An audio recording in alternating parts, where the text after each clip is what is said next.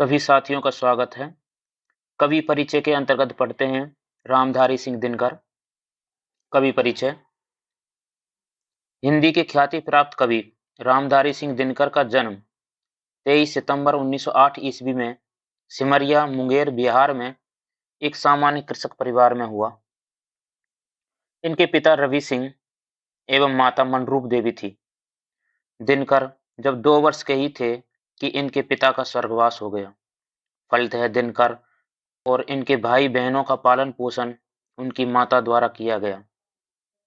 इनका बचपन एवं कौशार्य देहात में बीता, जिससे वास्तविक जीवन की कठोरता से सामना हुआ। आपने प्राथमिक शिक्षा गांव के प्राथमिक विद्यालय से प्राप्त की। मिडिल तक की शिक्षा राष्ट्रीय मिडिल स्कूल से प्राप्त की।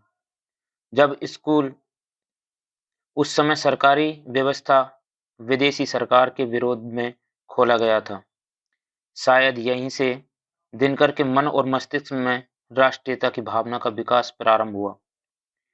हाई स्कूल शिक्षा मोकामा घाट हाई स्कूल से पूरी हुई। इस समय तक इनका विवाह भी हो चुका था और ये एक पुत्र के पिता भी बन गए थे। 1928 में मैट्रिक के बाद पटना विश्वविद्यालय से 1932 में इतिहास विषय के साथ बीए ऑनर्स किया। तत्पश्चात कुछ समय प्रधानाध्यापक रहने के बाद बिहार सरकार में सब रजिस्ट्रार के पद पर रहे। इस पद पर लगभग 9 वर्ष तक रहे एवं बिहार की पीड़ित अवस्था को समझा। आप विश्वविद्यालय के व्याख्याता रहे तो कुलपति भी रहे। 1952 से 12 वर्ष तक आप राज्यसभा के सदस्य रहे। सन 1965 से 71 तक भारत सरकार के हिंदी सलाहकार रहे। दिनकर के कवि जीवन का वास्तविक प्रारंभ सन 1935 में हुआ, जब रेणुका प्रकाशित हुई। इनकी आरंभिक रचनाएं आत्ममंथन की रचनाएं कहलाती हैं। कवि इनमें स्वयं को पहचान कर नया मार्ग बनाने की कोशिश करता है। दिनकर जी की पद रचनाओं में रेणुका, हुंकार, रसवंती, नीलकुसुम, कुरुक्षेत्र, रश्मिरथी, उर्वशी, द्वंद्व गीत, इतिहास के आंसू, सीपी और शंख, नीम के पत्ते, नए सुभाषित, आत्मा की आंखें, बापू, दिल्ली, प्रणय प्रणभंग, धूप और धुआं, चक्रवात और परशुराम की प्रतीक्षा आदि प्रसिद्ध रही हैं।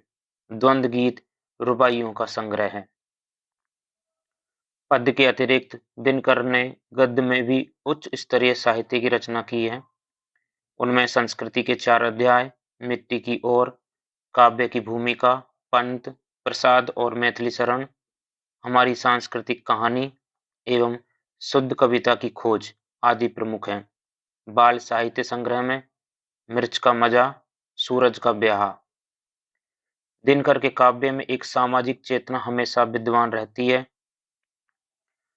राष्ट्रीय भावना जिसका मूल तत्व है।